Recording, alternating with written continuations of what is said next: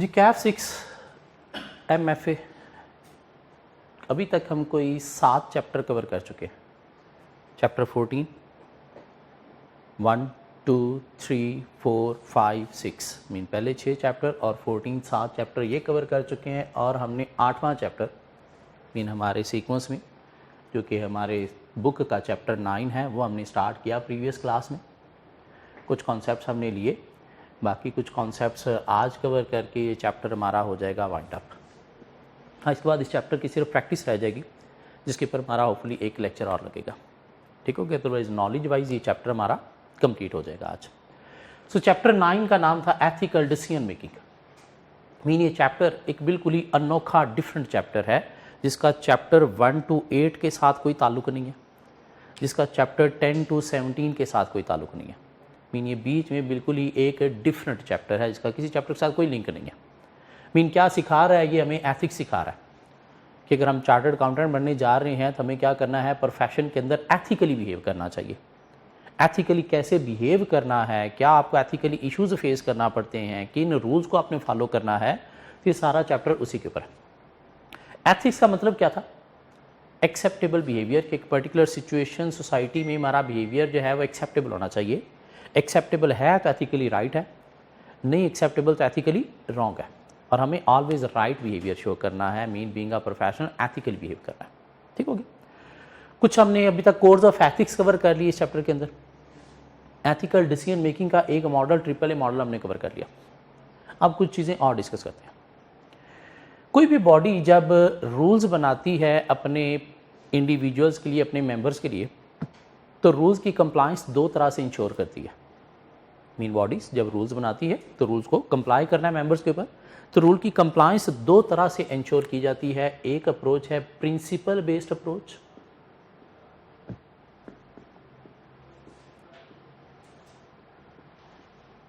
Principle based approach, और दूसरी है रूल बेस्ड अप्रोच।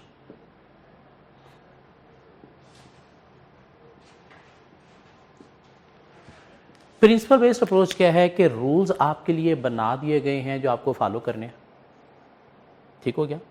लेकिन अगर कहीं पे कोई रूल फॉलो नहीं हो रहा तो आप जस्टिफिकेशन, एक्सप्लेनेशन दे के नॉन कंप्लायंस भी कर सकते हो। मीन ये प्रिंसिपल बेस्ड अप्रोच क्या है? एक फ्लेक्सिबल अप्रोच है जिसको कंप्लाई और एक्सप्लेन अप्रोच का नाम भी दिया जाता है।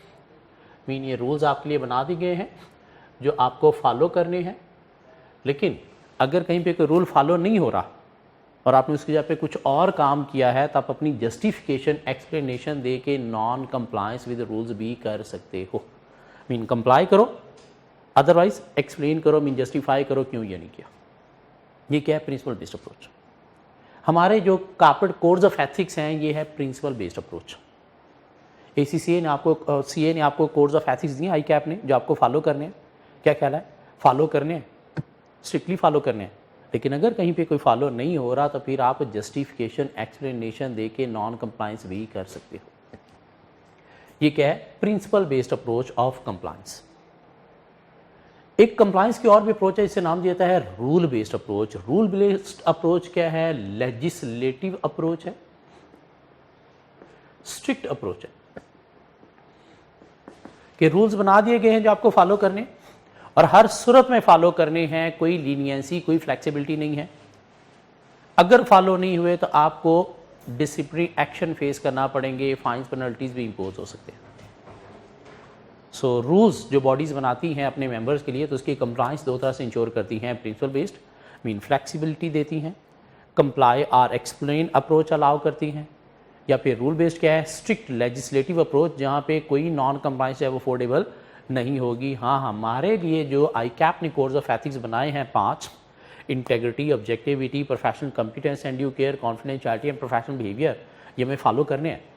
लेकिन ये क्या है? प्रिंसिपल बेस्ड अप्रोच है, रूल बेस्ड अप्रोच नहीं है। ठीक हो गया? अब इस चैप्टर का जो पहला पेज है, इस पहले पेज के ऊपर हमें थोड़ा सा बताया जा रहा है कि एथिक्स ज़रूरी हैं कहाँ पे? बिजनेस के अंदर। क्यों? अगर बिजनेस एथिकली बिहेव नहीं करेगा तो इसको लोगों की, स्टेक होल्डर की सपोर्ट नहीं मिलेगी, और सपोर्ट ना मिलने से बिजनेस तबाह हो जाएगा। इसलिए एक बिजनेस को क्या करना है, एथिकली बिहेव करना है। एथिकली बिहेव करने के अंदर ही एक चीज और भी आ जाती है जिसे नाम दिया है CSR का। CSR stands for corporate social responsibility. Corporate social responsibility. Corporate social responsibility concept क्या कहता है कि एक बिजनेस जो है वो सेपरेट लीगल एंटिटी है, artificial person in a society है, तो इसे भी सोसाइटी में वैसे ही बिहेव करना चाहिए जैसे इंडिविजुअल्स बिहेव कर रहे हैं। फिर किसी का अच्छा नहीं सोच रहे तो बुरा भी क्या करना है, अवॉइड करना है। बल्कि एक CSR कॉन्सेप्ट क्या कहता है कि एक बिजनेस को अपने प्रॉफिट के साथ कुछ सोशल रिस्पॉन्सिबिलिटीज भी परफॉर्म करनी है, मीन सोसाइटी का ख्याल भी करना है। क्यों, ये सोसाइटी से आपका बिजनेस है तो आपको सोसाइटी का ख्याल भी करना है। सोसाइटी से ही आपके कस्टमर हैं, सोसाइटी से ही आपके एम्प्लॉयज़ हैं, सोसाइटी से ही आपके इन्वेस्टर मीन शेयर होल्डर भी हैं। तो आपको क्या करना है, अपने बिजनेस में प्रॉफिट के साथ साथ सोसाइटी का ख्याल भी करना है। मीन सोसाइटी के अंदर कौन है, बेसिकली मेनली स्टेक होल्डर हैं आपके, तो आपको उनका ख्याल करना है। आपको एम्प्लॉय का ख्याल करना है, उन्हें अच्छी वर्किंग कंडीशन प्रोवाइड करनी है, उन्हें अच्छा हीटिंग कूलिंग सिस्टम प्रोवाइड करना है, उनको एक अच्छा हेल्दी एनवायरनमेंट प्रोवाइड करना है, उनको अच्छा पे आपने करना है। क्यों, एम्प्लॉय खुश होंगे तो इससे आपके बिजनेस को सपोर्ट उनकी तरफ से ज़्यादा मिलेगी। आपको क्या करना है, अपने सप्लायर का ख्याल करना है, उसको ऑन टाइम पेमेंट करनी है, उससे जो चीज़ें बाय कर रहे हो उसे मेंटेन रखना है। क्यों, अगर आप बाय करना कम करोगे तो उसकी सेल अफेक्ट होंगी, बिजनेस अफेक्ट होगा। उसके अलावा आपको कोई और सप्लायर ऑप्शन मिलती है तो पहले उसके साथ डिस्कस करना है, फिर उसे छोड़ना है। क्यों, हो सकता है वो चीज़ आपको उतने में दे दे जो कहीं और से आप ले रहे हैं। क्यों, आपको सपोर्ट कर रहा है, आप मुंह उठा के कहीं और चले गए तो उसका बिजनेस तो तबाह हो गया। तो ये क्या है, आपने उसका ख्याल नहीं किया। तो अपने सब स्टेक होल्डर का आपने ख्याल करना है, इन्वेस्टर का ख्याल करना है। इन्वेस्टर को जो भी इंफॉर्मेशन चाहिए फाइनेंशियल स्टेटमेंट से रिलेटेड वो खुल्लम खुला ट्रांसपेरेंटली आपने एनुअल रिपोर्ट्स के अंदर प्रोवाइड करनी है। इन्वेस्टर की इन्वेस्टमेंट को आपने प्रोटेक्ट करना है। इनफैक्ट आपने सोसाइटी में ऑपरेट कर रहे तो सोसाइटी का ख्याल करना है। लाइक सोसाइटी के अंदर डोनेशंस देनी है, चैरिटीज देना है, सोसाइटी के अंदर कोई रिक्रिएशनल एक्टिविटीज़ में इन्वॉल्वमेंट शो करनी है, लाइक कोई स्पोर्ट्स कॉम्प्लेक्स बना देना, पार्क्स बना देना, स्कूल बना देना, हॉस्पिटल बना देना, रोड बना देना। तो ये भी सोसाइटी के लिए अच्छे काम है जो आपको करने चाहिए।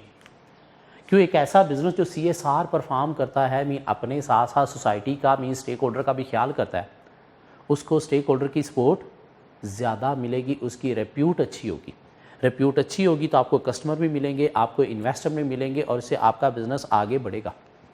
अगर आप CSR परफॉर्म नहीं कर रहे, मीन सेल्फिश अप्रोच से चल रहे, सिर्फ अपना प्रॉफिट देख रहे हो, स्टेक होल्डर का ख्याल नहीं कर रहे, एम्प्लॉय का, सप्लायर का, जनरल पब्लिक का ख्याल नहीं कर रहे, सोसाइटी का ख्याल नहीं कर रहे, तो इस सूरत में आपकी रेप्यूट बुरी होगी। और रेप्यूट बुरी होने की सूरत में ना तो इन्वेस्टर आपको मुंह लगाएगा, क्यों, आप अनएथिकल ऑपरेशन परफॉर्म कर रहे हो, कस्टमर भी आपको मुंह नहीं लगाएगा, आपकी प्रोडक्ट सर्विसेज को मुंह नहीं लगाएगा, तो उससे बिजनेस भी फेल भी हो सकता है। तो इससे एक बिजनेस को एथिकली बिहेव करने के लिए ज़रूरी है कि क्या परफॉर्म करे, CSR corporate social responsibilities perform करें। क्यों परफॉर्म करनी है कि इससे कुछ स्टेक होल्डर से हमें बेनिफिट मिल सकता है, लाइक हमें एम्प्लॉय से बेनिफिट मिल सकता है कि अगर आप एथिकली बिहेव कर रहे हो, एम्प्लॉयज़ का ख्याल कर रहे हो, CSR परफॉर्म कर रहे हो, तो इससे एम्प्लॉय एक तो फील करेंगे कि वो एक अच्छी ऑर्गेनाइजेशन में अपनी एफर्ट्स कंट्रीब्यूट कर रहे हैं और ज़्यादा एफर्ट्स लगाएंगे जिससे बिजनेस के बेनिफिट इंक्रीज होंगे। एक बिजनेस एथिकली बिहेव कर रहा है, मीन CSR परफॉर्म कर रहा है, तो इससे इन्वेस्टर जो है उन्हें भी एक कॉन्फिडेंस मिलेगा कि हमारी इन्वेस्टमेंट इस बिज़नेस के अंदर प्रोटेक्टेड है, मीन हमारी इन्वेस्टमेंट एक अच्छी जगह पे लगी हुई है। क्यों, सिर्फ प्रॉफिट नहीं, बिजनेस सोसाइटी को भी देख रहा है। तो इससे इन्वेस्टर मोर अट्रैक्ट होंगे, जिससे आपको कैपिटल जनरेट करना ईजी होगा, इन्वेस्टर आपके साथ रिटेन रहेंगे। आप CSR परफॉर्म कर रहे हो तो इससे क्या होगा, कस्टमर सेटिस्फैक्शन भी इंक्रीज होगी कि बिज़नेस बड़ा अच्छा है, सोसाइटी का ख्याल करता है, एथिकली बिहेव करता है, गुड्स अपनी एथिकली प्रोड्यूस करता है, तो इससे कस्टमर आपको ज़्यादा मिलेगा, जिससे क्या होगा, प्रॉफिटेबिलिटी आपकी इंक्रीज होगी। CSR परफॉर्म करने से आप क्या करोगे, लॉसेस को अवॉइड करोगे। CSR परफॉर्म करने से आप क्या करोगे, जब सप्लायर को फेयरली ट्रीट करोगे तो सप्लायर की सपोर्ट भी आपको ज़्यादा मिलेगी। जब आप क्राइसिस में होगे तो तब सप्लायर आपको उधार पे माल देने के लिए विलिंग हो जाएगा, तो सप्लायर सपोर्ट भी आपको ज़्यादा मिलेगी। तो पहला पेज जस्ट रीडिंग है, एक दफ़ा रीड कर लेना है। जिसके अंदर बताया गया कि एक बिज़नेस को एथिकली बिहेव करना है, क्यों इससे एम्प्लॉय की सपोर्ट मिलेगी, इन्वेस्टर की सपोर्ट मिलेगी, कस्टमर की सपोर्ट मिलेगी, सप्लायर की सपोर्ट मिलेगी। हाँ, अगर आप एथिकली बिहेव नहीं करोगे, सोसाइटी का ख्याल नहीं करोगे, सही गलत में तमीज़ नहीं करोगे, राइट रॉन्ग को कंसीडर नहीं करोगे वाइल मेकिंग डिसीजन, तो फिर एथिकली बिहेव नहीं कर रहे, तो सूरत में स्टेक होल्डर की सपोर्ट बंद हो सकती है। जिससे आगे अगर हम गए तो डायलामा हमने डिस्कस कर लिया था। एक ऐसी सिचुएशन, डायलामा क्या है? ऐसी सिचुएशन जहाँ पे आप दो राइट के बीच में डिसाइड ना कर पा रहे हो क्या पाथ क्या वे हमें चूज़ करना चाहिए। हाँ, वो डिसाइड करने के लिए हमारे पास दो मॉडल हैं, एक ट्रिपल ए मॉडल है और एक टक्कर मॉडल है। एक ट्रिपल ए मॉडल हमने देख लिया था प्रीवियस क्लास में, टक्कर मॉडल क्या है वो आज हम देखेंगे, लेकिन उससे पहले हम थ्योरी कंप्लीट कर लें। जी, एथिकली बिहेव करने के लिए आईकैप ने कुछ कोर्स ऑफ एथिक्स दे दी जो आपको फॉलो करने हैं। इंटेग्रिटी, ऑनेस्ट होना चाहिए, स्ट्रेट फॉरवर्ड होना चाहिए, रॉन्ग इन्फॉर्मेशन रिपोर्ट्स पास करने में इन्वॉल्व नहीं होना चाहिए, ऐसी इन्फॉर्मेशन जो रेकलेसली मीन तेज़ी में जल्दी में प्रिपेयर की गई है बगैर वेरीफाई किए चीज़ों को, उसके साथ अपने आप को एसोसिएट नहीं करना चाहिए।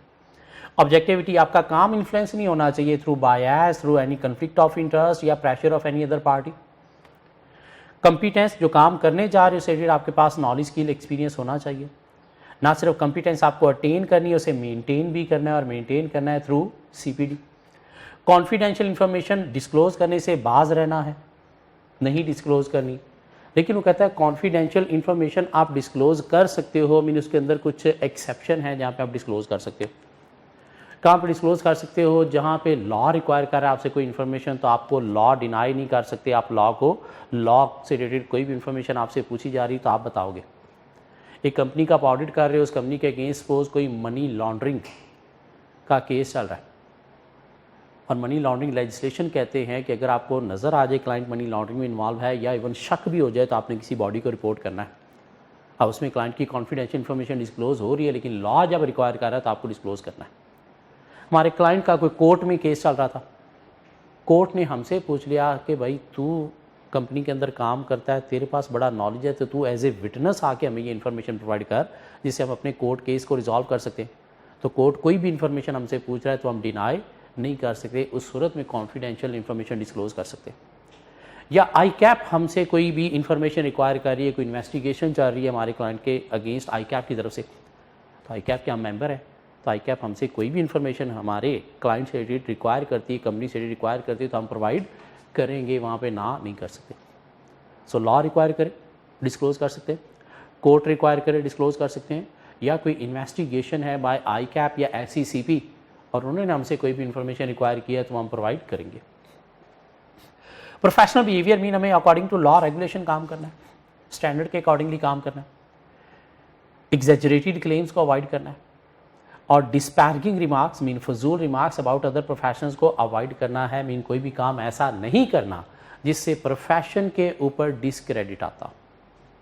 ये नीचे कुछ कॉन्फिडेंशियलिटी की एक्सेप्शंस जो हैं वो दे दी गई हैं, एक दफ़ा रीड कर लेनी है। हाँ, उसके बाद क्या है, हमारे पास कोई दो मॉडल हैं एथिकल डिसीजन मेकिंग के।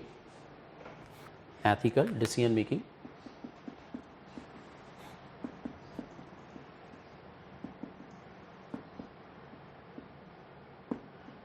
मीन अगर हम डायलेमा में फंस गए हैं, नहीं डिसाइड कर पा रहे क्या एथिकली राइट है क्या रॉन्ग है, तो हम रिजॉल्व करेंगे कैसे दो मॉडल को फॉलो करते हुए। एक है triple A model, American accounting association model, और दूसरा मॉडल है हमारे पास टक्कर मॉडल। ट्रिपल ए एंड टक्कर। ट्रिपल ए मॉडल हमने अप्लाई करना है जब हमारे पास काफ़ी सारी ऑप्शंस हैं और हम उनमें से डिसाइड नहीं कर पा रहे कौन सी ऑप्शन राइट है। मीन डिफरेंट वेज हैं लेकिन हम चूज़ नहीं कर पा रहे कौन सा वे हमें फॉलो करना चाहिए, मीन राइट वे कौन सा है, तो हम क्या अप्लाई करेंगे ट्रिपल ए मॉडल। कैसे हम अप्लाई करेंगे? कुछ 7 क्वेश्चंस के थ्रू अपना इशू रिजॉल्व करेंगे। सबसे पहले हम फैक्ट्स देखेंगे, मीन मसला देखेंगे, मसला क्या है। एथिकल इश्यूज़ देखेंगे, मीन कौन सा कोड्स ऑफ एथिक्स या थ्रेट हमारे ऊपर आ रहा है। नॉर्म्स, प्रिंसिपल एंड वैल्यूज़ देखेंगे, मीन रूल्स क्या कहते हैं, हमारी ऑर्गेनाइजेशन क्या कहती है, सोसाइटी के नॉर्म्स क्या कहते हैं, हम जिसको फॉलो कर रहे हैं वो क्या कहता है। उसके बाद अल्टरनेटिव कोर्सेज ऑफ एक्शन देखेंगे, मीन हमारे पास ऑप्शंस क्या क्या हैं। उसके बाद best course of action according to norms principle values देखेंगे, फिर आउटकम देखेंगे हर ऑप्शन के, और एंड पे हम क्या करेंगे, फाइनल डिसीजन लेंगे। और प्रीवियस क्लास में हमने एक अच्छा क्वेश्चन इसके ऊपर कर लिया था। पाकिस्तान बावड़ा कोयले के थ्रू बिजली प्रोड्यूस कर रही है, पब्लिक इंटरेस्ट के लिए काम कर रही है, प्रॉफिट के लिए नहीं। मिनिस्ट्री ऑफ एनर्जी की तरफ से ऑर्डर मिला था कि प्राइसेस कट डाउन करने की समरी बना के दो विद इन 10 डेज़, तो उसके ऊपर हमने AAA मॉडल अप्लाई कर लिया था।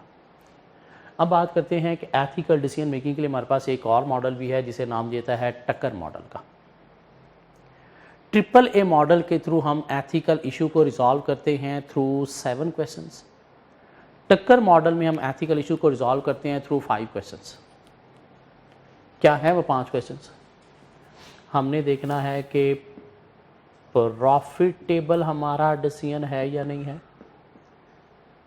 लीगल है या नहीं है, फेयर है या नहीं है, राइट है या नहीं है, और सस्टेनेबल है या नहीं है, जिसको एनवायरमेंटल फ्रेंडली का नाम भी दिया जाता है।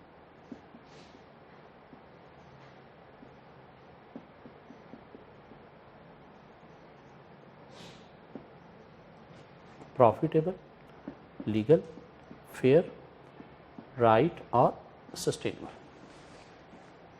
मीन 5 क्वेश्चन के थ्रू रिजॉल्व करेंगे टक्कर मॉडल के थ्रू। एग्जाम्पल देखते हैं। वही पाकिस्तान बावड़ा एक कंपनी है जो क्या करती है, बिजली प्रोड्यूस करके जनता के अंदर ट्रांसमिट करती है, प्रोवाइड करती है। पाकिस्तान बावड़ा कैसे बिजली प्रोड्यूस करती है? पाकिस्तान बावड़ा बिजली प्रोड्यूस करती है कोल के थ्रू, जो कि इतना environmental friendly way of production नहीं है। कुछ अदर अच्छे एनवायरमेंटल फ्रेंडली इवन सस्ती बिजली बनाने वाले भी वे हैं लाइक विंड पावर जनरेशन, लेकिन पाकिस्तान बावड़ा उनके थ्रू बिजली प्रोड्यूस नहीं कर रही। एक तो कोल के थ्रू प्रोड्यूस कर रही है जो एनवायरमेंटल फ्रेंडली नहीं है, एनवायरमेंट में धुआं निकल रहा है, वहाँ की लोकल पॉपुलेशन जो है उसकी हेल्थ अफेक्ट हो रही है। और दूसरा, कोल के थ्रू बिजली प्रोड्यूस करना जाए थोड़ा कॉस्टली भी है as compare to other way of production. ठीक हो गया। अब पाकिस्तान बावड़ा कोल के थ्रू बिजली प्रोड्यूस कर रही है। दुनिया में एक एनवायरमेंटल बॉडी थी, उसने क्या किया, दुनिया के जो मोस्ट पॉल्यूटेड कंट्रीज हैं उनकी एक लिस्ट बनाई, मीन ज़्यादा पॉल्यूशन कौन से कंट्री फैला रहे हैं, और उसके अंदर पाकिस्तान का पहला नाम आ गया। ये पाकिस्तान एक ऐसा कंट्री है जहाँ पे दुनिया में सबसे ज़्यादा पॉल्यूशन है। और उसकी रीज़न क्या है? कुछ पब्लिक सेक्टर ऑर्गेनाइजेशन भी हैं, मीन गवर्नमेंट का पुअर एटीट्यूड भी है रिगार्डिंग एनवायरमेंटल प्रोटेक्शन, जिसमें ये देखें एक पब्लिक सेक्टर ऑर्गेनाइजेशन है पाकिस्तान बावड़ा, जिसके पास अदर वे ऑफ प्रोडक्शन हैं जो ज़्यादा एनवायरमेंटल फ्रेंडली हैं, लेकिन ये जानबूझ के एक नॉन एनवायरमेंटल फ्रेंडली कोल के थ्रू ही बिजली प्रोड्यूस कर रहे हैं, जिसके थ्रू एक तो महंगी बिजली प्रोड्यूस कर रहे हैं जिससे जनता का खून चूस रहे हैं, उनको ज़्यादा बिल चार्ज कर रहे हैं। अदर वे के थ्रू सस्ती बिजली भी प्रोड्यूस हो सकती है, लेकिन ये जानबूझ के कोल के थ्रू ही बिजली प्रोड्यूस कर रहे हैं। तो ये पुअर एटीट्यूड इवन गवर्नमेंट का भी कॉज है किस चीज़ का? मोस्ट पॉल्यूटेड कंट्री का। और उसका नुकसान इसकी जनता को हो रहा है, इसकी पॉपुलेशन को हो रहा है। क्यों? जितनी ज़्यादा पोल्यूशन है उतनी पॉपुलेशन की हेल्थ क्या है, वहाँ पे अफेक्ट हो रही है, बीमारियाँ ज़्यादा हो रही हैं, कैंसर वहाँ पे ज़्यादा हो रहे हैं। ये रिपोर्ट पब्लिश होने की देर थी। पाकिस्तान की पढ़ी लिखी अवाम, उनके हाथ में ये रिपोर्ट आई, उनको बावड़ा से वैसे ही बड़ा गुस्सा, लोड शेडिंग की वजह से, बिजली के बिल ज़्यादा आने की वजह से लोग सारे प्रोटेस्टर्स बन के इकट्ठे हुए, जाके बावड़ा के ऑफिस में तोड़फोड़ शुरू कर दी। तुम्हारी डैश डैश डैश, तुम एक तो हमें इतने बिल भी भेजो, इतनी लोड शेडिंग भी करो, और ऊपर से हमारी हेल्थ को भी इफेक्ट करो। लो जी, उन्होंने जाके बावड़ा के ऑफिस में तोड़फोड़ शुरू कर दी, हंगामे, रैलियाँ स्टार्ट हो गई। पाकिस्तान बावड़ा ने क्या किया? हैवी सिक्योरिटी अरेंजमेंट्स कर ली। कुछ सिक्योरिटी गार्ड कंपनीज को कॉल कर लिया, को मोटे मोटे सिक्योरिटी गार्ड बुला लिए, उनके हाथों में डंडे पकड़ा दिए कि जो प्रोटेस्टर आगे आए टांगे तोड़ दो, बाजू तोड़ दो, एक दो को लहू लहान करोगे तो बाकी ऑटोमेटिकली दे के पीछे हट जाएंगे। अब सिक्योरिटी गार्ड्स खड़े हो गए बावड़ा के ऑफिस के आगे, जो प्रोटेस्टर आगे आता है ठा ठा ठा टांगे तोड़ दो, बाजू तोड़ दो, लहू लहान करके सारा फाड़ फूड़ के साइड पे किए जा रहे हैं। मीडिया के अंदर कुछ जोकर्स शाम में बैठे होते हैं, मुर्गे लड़ रहे होते हैं, उनको एक इशू मिल गया कि ये क्या हो रहा है। कुछ गवर्नमेंट की पार्टी वाले वो डिफेंड कर रहे हैं, कुछ अपोजिशन वाले वो अगेंस्ट बातें कर रहे हैं। तो मीडिया के अंदर एक डिबेट चल रही है कि पाकिस्तान वापडा का ये जो डिसीजन है हैवी सिक्योरिटी अरेंजमेंट वाला, क्या ये एथिकली राइट है या फिर रॉन्ग है। पाकिस्तान वापडा का हैवी सिक्योरिटी अरेंजमेंट वाला एथिकली डिसीजन राइट है या रॉन्ग है, हमने ये क्या करना है, टेस्ट करना है। तो हम टेस्ट करेंगे कैसे, टक्कर मॉडल के 5 क्वेश्चंस के थ्रू। क्या पाकिस्तान वापडा का ये हैवी सिक्योरिटी अरेंजमेंट वाला डिसीजन प्रॉफिटेबल है। सिक्योरिटी कंपनी को आप पे करके सिक्योरिटी गार्ड लेके आ रहे हो तो कॉस्ट बेयर कर रहे हो, लेकिन जो तोड़ फोड़ हो रही है उसके अंदर आपका नुकसान ज़्यादा हो रहा है। तो नुकसान ज़्यादा हो रहा है, कॉस्ट क्या है, कम है, तो प्रॉफिटेबल है। बिजनेस के पॉइंट से देखो प्रॉफिटेबल है। लीगल है, हर किसी को अपनी प्रॉपर्टी को प्रोटेक्ट करने का राइट है। आपके घर में आके कोई तोड़ फोड़ करेगा तो आप क्या करोगे, आजा कर ले, नहीं कुछ ना कुछ सिक्योरिटी अरेंजमेंट्स करोगे ना, तो यस लीगल भी है। फेयर है या नहीं, फेयर में हमने मेनली चीज डिस्कस करनी होती है स्टेक होल्डर्स। क्या डिस्कस करने होते हैं, स्टेक होल्डर्स। ये फेयर राइट मतलब एक ही नजर आ रहा है, लेकिन फेयर में किसको डिस्कस करना है, स्टेक होल्डर को। क्या स्टेक होल्डर के पॉइंट ऑफ व्यू से ठीक है, पाकिस्तान वापडा की मैनेजमेंट के पॉइंट ऑफ व्यू से ठीक है, ठीक है, क्या ख्याल है, मिनिस्ट्री ऑफ एनर्जी के पॉइंट ऑफ व्यू से ठीक है, क्या ख्याल है, इसके कस्टमर्स के पॉइंट ऑफ व्यू से कि अगर तोड़ फोड़ होगी तो भाई बिजली की बंदिश बंद हो जाएगी। बिजली की बंदिश बंद होने से जनता को बिजली मिलेगी नहीं, क्यों, तोड़ फोड़ होने से एसेट अगर टूट गई जहाँ से बिजली आप ट्रांसमिट कर रहे थे तो क्या बिजली आगे ट्रांसमिट होगी, नहीं, तो उसके पॉइंट ऑफ व्यू से भी फेयर है। लेकिन प्रोटेस्ट करने का राइट भी सबको है। आप गलत कर रहे हो, प्रोटेस्टर्स के अगेंस्ट प्रोटेस्ट कर रहे हैं, तो प्रोटेस्टर्स के पॉइंट ऑफ व्यू से फेयर नहीं है। क्या कह रहा है, गलत के अगेंस्ट ही लोग प्रोटेस्ट कर रहे हैं ना, और प्रोटेस्ट करने का राइट तो है। और इसी गलत चीज़ को कैसे लोग रोकेंगे, प्रोटेस्ट करके, बेस्ट वे यही है। तो प्रोटेस्टर्स के पॉइंट ऑफ व्यू से फेयर नहीं है। हाँ, अगर होल पब्लिक के पॉइंट ऑफ व्यू से देखा जाए तो फिर फेयर है। सिक्योरिटी अरेंजमेंट वाला डिसीजन, बिजली प्रोड्यूस करने वाला नहीं, सिक्योरिटी अरेंजमेंट करने वाला डिसीजन होल पब्लिक के पॉइंट ऑफ से फेयर है। हाँ, प्रोटेस्टर्स के पॉइंट ऑफ से फेयर नहीं है। तो दोनों चीजें। राइट में हमने क्या देखना है, राइट में हमने देखना होता है ह्यूमैनिटी मोरालिटी को।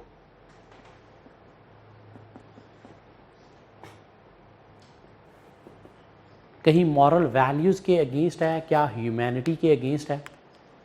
हैवी सिक्योरिटी अरेंजमेंट करना, लोगों को इंजर करना, ये ह्यूमैनिटी मोरालिटी के अगेंस्ट है। क्यों, आप प्रोटेस्टर्स को रोकने के अदर वेज भी हैं, कोई फैंसीज लगा दो, क्या ख्याल है, कोई शेलिंग वगैरह कर लो जिससे एटलीस्ट इंजर नहीं होंगे।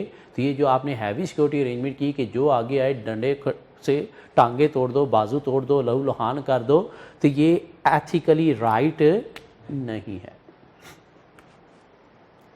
सस्टेनेबल, सस्टेनेबल का मतलब क्या है, एनवायरमेंटल फ्रेंडली। क्या ये एनवायरमेंटल फ्रेंडली है, नहीं। एक तो आप गलत हरकतें कर रहे थे, दूसरा अब अगर आप ये हैवी सिक्योरिटी अरेंजमेंट्स कर रहे हो तो इससे क्या होगा, आगे से एग्रेशन और ज़्यादा बढ़ेगी, तो उससे हालात और ज़्यादा बिगड़ेंगे या स्मूथ हो जाएंगे, बिगड़ जाएंगे। तो सस्टेनेबल मीन एनवायरमेंटल फ्रेंडली भी नहीं है। सस्टेनेबल एनवायरमेंटल फ्रेंडली तब हो सकता था अगर आप इनके साथ डायलॉग क्रिएट करते, इनको बताते कि अभी हमारे पास पैसा नहीं है इसलिए हम कोल के थ्रू प्रोडक्शन कर रहे हैं, हम आहिस्ता आहिस्ता इन्वेस्टमेंट कर रहे हैं अदर वे ऑफ प्रोडक्शन पे, और आहिस्ता आहिस्ता हम उधर मूव हो जाएंगे, ये ऑपरेशन हम बंद कर देंगे। तो उससे शायद environmental friendly mean sustainable decision हो सकता था। लेकिन आप डायलॉग की बजाय आपने भी आगे से एग्रेशन शो की है, इंजर करना शुरू किया है, तो इससे हालात और बिगड़ेंगे। तो सस्टेनेबल एनवायरमेंटल फ्रेंडली नहीं है। कोई एक भी पांचों में से मीट नहीं किया तो एथिकली रॉन्ग है। हाँ, अगर पांचों एक्यूरेट हुए तो एथिकली राइट है। तो प्रॉफिटेबल था, लीगल था, फेयर ज़्यादा के पॉइंट से देखा जाए तो है, राइट नहीं है, सस्टेनेबल नहीं है, तो डिसीजन क्या है, एथिकली रॉन्ग है। हाँ, ये क्वेश्चन देखते हैं इसके ऊपर। वही क्वेश्चन जो हमने प्रीवियस क्लास में किया था, क्वेश्चन नंबर 1, डेविड हंटर क्या कहता है जी। रिक्वायरमेंट बी आज हमने कवर करनी है, ए हमने कवर कर ली थी। Requirement B for 10 marks, using Tucker's model for decision making, assess the factors that EPC board should consider when dealing with the current protest by environmental group। क्या आपने फैक्टर्स डिस्कस करने हैं टक्कर मॉडल के accordingly, discuss करने हैं, mean assess करने हैं, mean positive negative both point of से देखने हैं। जो ईपीसी बोर्ड ने जो है वो चूज किया है डिसीजन प्रोटेस्टर्स को डील करने के लिए। देखते हैं क्या है question.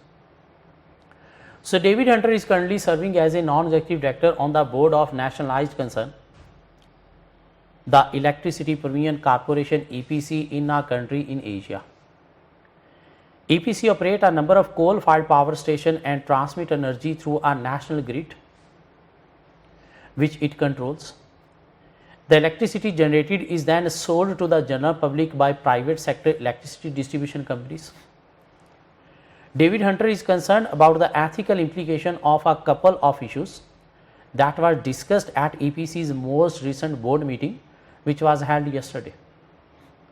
As a non-executive director, he believes he has a particular responsibility to consider ethical issues carefully. Issue 1 हमने cover कर लिया था। Issue 2, a recent United Nations report ranked EPC's home country in the top 10 of its worst polluters as measured by CO2 emission per head of population. CO2 stands for carbon dioxide, जो धुआं production से निकल रहा है। This report has been seized upon by environmental groups who have called for a month of action during the general election campaign. They wish to highlight the environmental damage being caused by the government's environmental policies and to highlight the need to switch to alternative technologies such as wind power generation. In the last few days, small group of protesters have broken through perimeter fences at 2 of EPC's power stations and managed to delay deliveries of coal by chaining themselves across railway tracks. mean railway के through company का कोल की deliveries आती हैं जिसके through ये बिजली produce करते हैं, तो प्रोटेस्टर्स ने क्या किया, डिलीवरी जो है उसे अफेक्ट करने की कोशिश की ताकि कोल ना जाएगा, ना ये एनवायरमेंटल फ्रेंडली ऑपरेशन परफॉर्म हो गए। मैडम ने प्रोटेस्टर्स ने manage to delay. So there have been some reports in the press of heavy-handed treatment being meted out by the security firms hired by EPC to deal with the protesters. Heavy-handed treatment. EPC's managing director has dismissed these reports, saying the protesters' solutions are impractical, they have no right of access, and that EPC is entitled to take whatever action is required against the protesters to protect its property and maintain electricity supplies.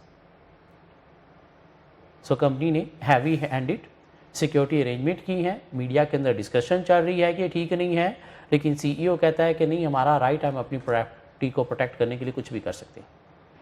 Part B, using टक्कर model for decision making, assess the factors that EPC board should consider when dealing with the current protest bye environmental group.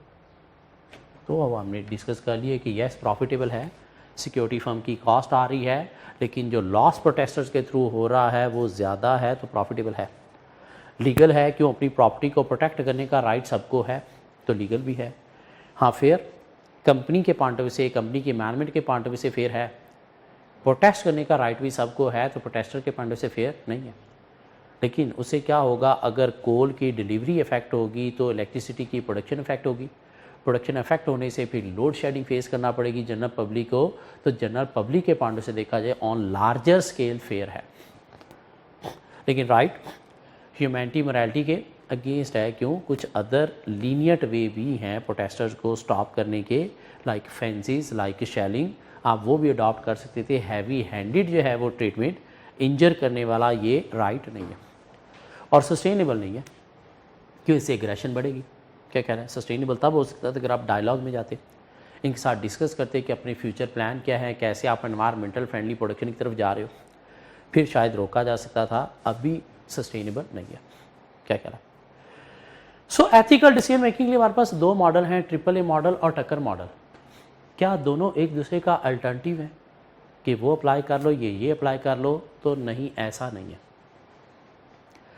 कहते हैं triple A model आपने कब apply करना है? जब आपके पास different options हैं, उनमें से आप डिसाइड नहीं कर पा रहे कौन सी राइट ऑप्शन है, तो वो ऑप्शन चूज करने के लिए ट्रिपल ए मॉडल। टक्कर मॉडल आपने कब अप्लाई करना है? जब आपने एक ऑप्शन चूज कर ली है, मीन एक डिसीजन ले लिया है, उस डिसीजन को आपने टेस्ट करना है कि मेरा डिसीजन एथिकली राइट है या रॉन्ग है।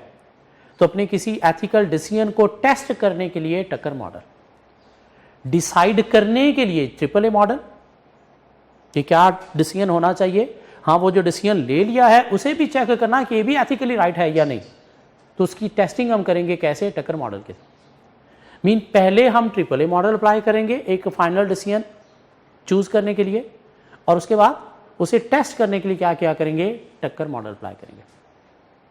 अब हमारे जो क्वेश्चन हमें दिए जाएंगे वो दोनों के ऊपर दिए जाएंगे। सिर्फ ट्रिपल ए मॉडल का भी क्वेश्चन हो सकता है कि आप बताएं क्या बेस्ट ऑप्शन है, गाइड करें। सिर्फ टक्कर मॉडल का क्वेश्चन भी हो सकता है कि आप बताएं ये डिसीजन क्या एथिकली राइट है या नहीं है। क्या कह रहा है? या दो डिसीजन है, आप बताएं टक्कर के अकॉर्डिंगली कौन सा डिसीजन एथिकली राइट है और कौन सा रॉन्ग है, यूँ भी क्वेश्चन आ सकता है। लेकिन ट्रिपल ए मॉडल में क्या होगा? डिफरेंट ऑप्शंस होंगी, दो होंगी या दो से ज़्यादा होंगी, उनमें से बेस्ट ऑप्शन कौन सी है वो चूज़ करना ट्रिपल ए मॉडल। टक्कर एक डिसीजन को टेस्ट करने के लिए टक्कर मॉडल। ठीक हो गया जी। चैप्टर में अगर हम वापस जाएं, चैप्टर 9 को अगर हम देखें तो पहला पेज जस्ट रीडिंग है, ऐसा कोई लर्न करने वाली चीज़ नहीं है। सेकंड पेज पे ये कोर्स ऑफ एथिक्स के बारे में हमें कोई दो तीन लाइनें लिखनी आनी चाहिए। कॉन्फिडेंशियलिटी की 2-3 एक्सेप्शन में बतानी आनी चाहिए। ट्रिपल ए मॉडल ये जस्ट रीडिंग है, इसमें से रटा नहीं लगाना आपने, क्यों? इसका क्वेश्चन जब भी आएगा सिनेरियो बेस आएगा, जिसके ऊपर हमें ये 7 क्वेश्चन अप्लाई करना होंगे। टक्कर मॉडल ये 5 क्वेश्चन के हेडिंग के नाम आपको याद करने हैं। इसका क्वेश्चन भी जब आएगा सिनेरियो बेस आएगा, रटा लिखने के लिए आपको एग्जामिनर नहीं कहेंगे। मीन आपको सिनेरियो के ऊपर ये टक्कर मॉडल के 5 क्वेश्चन अप्लाई करना होंगे कि आइदर ये है या नहीं है, और कोई एक भी ठीक नहीं है, this mean decision ethically right नहीं है। ठीक हो गया। इसके अलावा एक छोटा सा टॉपिक हमारे पास इस चैप्टर में और चैप्टर खत्म हो गया, और वो टॉपिक क्या है? Value judgement. Value judgement, judgement बोलते हैं एक्सपीरियंस को। जजमेंट का मतलब क्या होता है? एक्सपीरियंस, वर्क एक्सपीरियंस, जो हमने प्रैक्टिस के थ्रू सीखा होता है। ठीक हो गया। अब एथिकल बिहेव करते हुए, एथिकल डिसीजन मेकिंग करते हुए हम क्या करते हैं? अपनी जजमेंट भी अप्लाई करते हैं। जजमेंट भी अपना पास्ट एक्सपीरियंस अप्लाई करते हैं कि हाँ फलां जगह पे भी हमने ऐसा मसला फेस किया था और वहाँ पे हमने इस तरह से रिजॉल्व किया था, तो अब आप क्या करोगे? उसके अकॉर्डिंगली ही डिसीजन ले रहे होगे। ये क्या है? Value judgement. Mean ethical decision making में हमें क्या करना होता है? अपनी जजमेंट मीन अपना पास्ट एक्सपीरियंस, अपना जो नॉलेज हमने लिया हुआ है प्रैक्टिस से, वो भी अप्लाई करना होता है। ठीक हो गया। लेकिन वो कहता है जजमेंट अप्लाई करते वक्त आपने कोई दो फैक्टर को कंसीडर करना है। एक है एंड पॉइंट एथिक्स और एक है rule ethics. And point ethics and rule ethics. And point ethics का मतलब क्या है? कि एथिकल डिसीजन मेकिंग करते वक्त आपने क्या करना है? अपना जो डिसीजन है उसके आपने आउटकम्स को देखना है या कंसीक्वेंसेस को देखना है।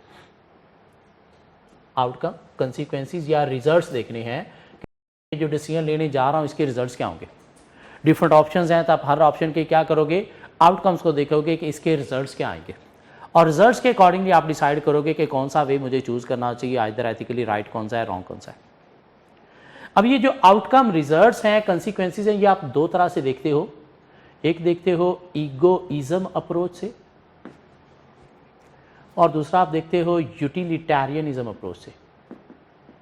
यूटिलिटेरियनिज्म, यूटिलिटी से यूटिलिटेरियनिज्म। ईगोइज्म अप्रोच क्या है? Best for me, best for me self interest को देखना, मीन रिजल्ट्स में अपने लिए बेस्ट देखना, दूसरों के लिए बेस्ट नहीं। मीन ये मैं डिसीजन लेने जा रहा हूं तो इसमें मेरा क्या बेस्ट है। अगर आप रिजल्ट्स अपने लिए देख रहे हो, दूसरों के लिए नहीं देख रहे, तो ये क्या है? Egoism approach. यूटिलिटेरियनिज्म अप्रोच क्या है? Best for most, best for society या पब्लिक इंटरेस्ट को देखना। मीन अपने लिए नहीं, सोसाइटी के बेस्ट के लिए देखना रिजल्ट्स को, ज्यादा के बेस्ट के लिए देखना, अपने लिए नहीं। पब्लिक इंटरेस्ट मीन जनता के बेस्ट इंटरेस्ट में देखना रिजल्ट्स को। अब वो कहता है कि जब आप एथिकली डिसीजन मेकिंग करने जा रहे हो बिजनेस के अंदर, वैल्यू जजमेंट में अपना पास एक्सपीरियंस, स्किल्स और नॉलेज अप्लाई करने जा रहे हो, तो आपने जब आउटकम देखने हैं, एंड पॉइंट एथिक्स देखना है, मीन आउटकम देखने हैं, तो आपको ईगोइज्म अप्रोच से नहीं, किस अप्रोच से देखने चाहिए? यूटिलिटेरियनिज्म अप्रोच से देखनी चाहिए। मीन बेस्ट फॉर मोस्ट देखना चाहिए, सेल्फ इंटरेस्ट के ऊपर नहीं चलना। क्या कह रहा है?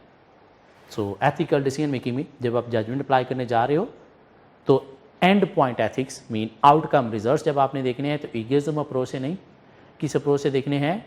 Utilitarianism mean best for most, best for society या पब्लिक इंटरेस्ट में। दूसरा वो कहता है जी रूल एथिक मीन आपको क्या करना होता है? एथिकल डिसीजन लेते वक्त कुछ रूल्स भी फॉलो करना होते हैं। कौन से रूल फॉलो करने होते हैं? एक तो आप जिस ऑर्गेनाइजेशन के अंदर काम कर रहे होते हैं ना, आपकी ऑर्गेनाइजेशन ने अपने भी कुछ कोड्स एथिक्स के डिफाइन किए होते हैं, जिनको नाम दिया जाता है corporate codes of ethics. Corporate code of ethics mean हर ऑर्गेनाइजेशन ने अपने एम्प्लॉयज के बिहेवियर को कंट्रोल करने के लिए कुछ अपने कोड्स ऑफ एथिक्स मीन अपने कुछ रूल्स पॉलिसीज डिफाइन की होती हैं, जिन्हें हम क्या नाम देते हैं? Corporate code of ethics. Like एक कंपनी ने रूल बनाया है, भाई आप डेली जब आओगे ना तो आके आपने ये एक मशीन के अंदर थंब इंप्रेशन देना है, जहाँ पे आपका स्टार्ट टाइम मेंशन किया जाएगा। जाते वक्त आपने थंब इंप्रेशन देना है जहाँ से आपका एंड टाइम सिस्टम में मेंशन किया जाएगा, ताकि अगर कोई लेट आ रहा है, जल्दी जा रहा है तो पे काटी जा सके। ये सिस्टम क्यों है? एम्प्लॉय के बिहेवियर को कंट्रोल करने के लिए, ताकि लोग लेट ना आए, जल्दी ना जाएं। जितना आपके साथ टाइम कमिट है उतना टाइम आप दो, ताकि आपको फेयरली पे किया जा सके। भाई आप काम कर रहे हो ना, तो आपने डेली बेसिस पे ये इतना काम करवा के अपने सुपरवाइज़र को सबमिट करना है, और उससे आपने जो है इस रिपोर्ट के ऊपर साइन करवाने। किस लिए? एम्प्लॉय के बिहेवियर को कंट्रोल करने के लिए। क्यों? मॉनिटरिंग होगी, सुपरवाइज़र होगा, चेक करवाना होगा, तो ये काम करेगा, इसका बिहेवियर क्या रहेगा? कंट्रोल रहेगा। तो ये जो कंपनी ने अपने एम्प्लॉयज़ के लिए कुछ रूल्स डिफाइन किए होते हैं एम्प्लॉयज़ के बिहेवियर को कंट्रोल करने के लिए, इसे क्या नाम दिया जाता है? कारपोरेट कोड्स ऑफ एथिक्स, जिन्हें हमें फॉलो करना है। नहीं फॉलो करेंगे तो ऑर्गेनाइजेशन से निकाल दिए जाएंगे। क्या कह रहा है? बीइंग अ प्रोफेशनल, हम किसी ऑर्गेनाइजेशन में काम कर रहे हैं तो ठीक है, ऑर्गेनाइजेशन के कोड्स भी हमें फॉलो करने हैं। हमारी बॉडी की तरफ से भी हमें कुछ कोड्स मिले। क्या ख्याल है? प्रोफेशनल बॉडीज़ की तरफ से। प्रोफेशनल बॉडी हमारी कौन सी है? आई कैप। तो उसकी तरफ से भी हमें जो है वो कोड्स मिले हैं, तो वो भी हमें जो है वो फॉलो करने हैं। मीन कुछ रूल्स को फॉलो करना है, नहीं फॉलो करेंगे तो हमारी मेंबरशिप कैंसिल भी हो सकती है। क्या ख्याल है? साथ हमें क्या करना था? जब ये डिसीजन लेना होता है तो कुछ कंट्री के लॉ रेगुलेशन भी होते हैं जो फॉलो करना होते हैं। क्या ख्याल है? क्या फॉलो करना होते हैं? लॉज एंड रेगुलेशंस भी हमें फॉलो करना होती हैं। क्यों? लॉ रेगुलेशंस को छोड़ के भी हम नहीं चल सकते। क्यों? अदरवाइज पुलिस पकड़ के ले जाएगी, कोर्ट हमारे अगेंस्ट एक्शन लेगा। ये लॉ रेगुलेशन क्यों डिफाइन किए जाते हैं? सोसाइटी के बिहेवियर को कंट्रोल करने के लिए। लॉ रेगुलेशन क्यों डिफाइन किए गए? सोसाइटी के बिहेवियर को कंट्रोल करने के लिए, ताकि लोग जो है वो रिस्पॉन्सिबल होकर बिहेव करें, अच्छा बिहेव करें। इसलिए लॉ रेगुलेशन डिफाइन किए गए। लॉ रेगुलेशन को कोई फॉलो कर रहा है तो अच्छा बिहेव कर रहा है, नहीं फॉलो कर रहा तो गंदा बिहेव कर रहा है। हमारी बॉडी ने ये कोड्स क्यों डिफाइन किए हमारे लिए? प्रोफेशनल के बिहेवियर को कंट्रोल करने के लिए। ऑर्गेनाइजेशन ने कोड क्यों बनाए हैं? अपने एम्प्लॉयज के बिहेवियर को कंट्रोल करने के लिए। अब वो कहना क्या चाह रहा है कि जब भी आप एथिकल डिसीजन मेकिंग कर रहे होते हो, मीन उसके अंदर अपनी जजमेंट यूज कर रहे हो, अपना पास्ट एक्सपीरियंस नॉलेज के लिए यूज़ कर रहे हो, तो एक तो आपने एंड पॉइंट एथिक्स देखना है, मीन आउटकम देखने हैं, और जो आउटकम देखने हैं वो आपने ईगोइज्म अप्रोच से नहीं, यूटिलिटेरियनिज्म अप्रोच से देखने हैं। और दूसरा आपने क्या करना है, कुछ एथिकल रूल को भी फॉलो करना है। हम वो रूल को फॉलो करना है, कौन से रूल हैं, आपकी कंपनी के रूल हैं, आपकी बॉडी के रूल हैं और कंट्री के भी रूल हैं। तो रूल को फॉलो करते वक्त आपने प्रेफरेंस किसे देनी है, तो कहता है जी सबसे पहली प्रेफरेंस आपने देनी है लॉ रेगुलेशन को,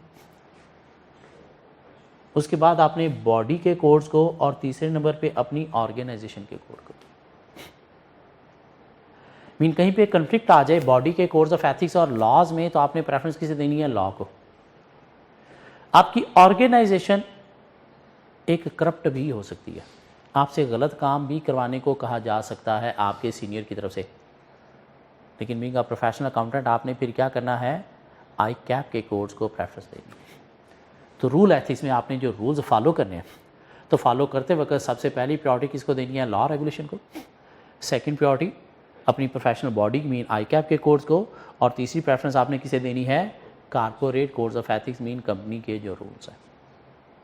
सो ये एक छोटा सा टॉपिक था, वैल्यू जजमेंट क्या है, एंड पॉइंट एथिक्स का मतलब क्या है, आउटकम देखना डिसीजन लेते वक्त, आउटकम ईगोइज्म अप्रोच से नहीं, बेस्ट फॉर मी नहीं, सेल्फ इंटरेस्ट नहीं, best for most, utilitarianism approach से देखना, ज़्यादा का बेस्ट। और आपको रूल एथिक्स में जब जाना है तो रूल फॉलो करते वक्त पहले लॉ रेगुलेशन को फॉलो करना है, फिर अपनी प्रोफेशनल बॉडी के रूल्स को, और उसके बाद कंपनी के रूल्स को। सो मिला के देखा जाए तो इस चैप्टर में था क्या, पहले पेज पे जस्ट रीडिंग कि बिज़नेस को एथिक्स फॉलो करने हैं, क्यों, सपोर्ट लेने के लिए एम्प्लॉय की, इन्वेस्टर की, कस्टमर की, सप्लायर की।